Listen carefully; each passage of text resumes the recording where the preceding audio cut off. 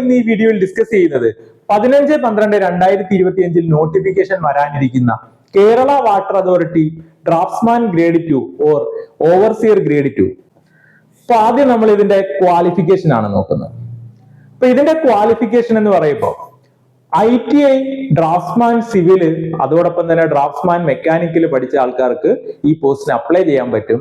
ഇതിന്റെ age limit 18 തൊട്ട് 36 വയസ്സ് വരെയാണ്. അപ്പൊ category wise age relaxation applicable ആണ്. നമ്മുടെ പോസ്റ്റിന്റെ പേര് ഡ്രാഫ്റ്റ്സ്മാൻ ഗ്രേഡ് 2 അല്ലെങ്കിൽ ഓവർസിയർ ഗ്രേഡ് 2 കേരള വാട്ടർ അതോറിറ്റിയിലേക്കാണ് നിയമനം.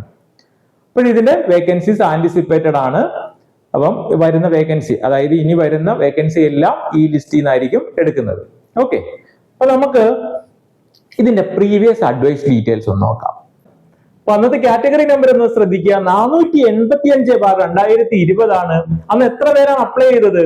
41,193 ആൾക്കാരാണ് ഈ പരീക്ഷയ്ക്ക് അപ്ലൈ ചെയ്തത്. പരീക്ഷ നടന്നതോ 31/7/2021 റാങ്ക് ലിസ്റ്റ് നിലവിൽ വന്നത് 27/7/2022 മെയിൻ ലിസ്റ്റിൽ ഉൾപ്പെട്ടവരുടെ എണ്ണം 598 ആണ്. കട്ട് ഓഫ് മാർക്ക് നോക്കിയേ 72.33 ആയിരുന്നു.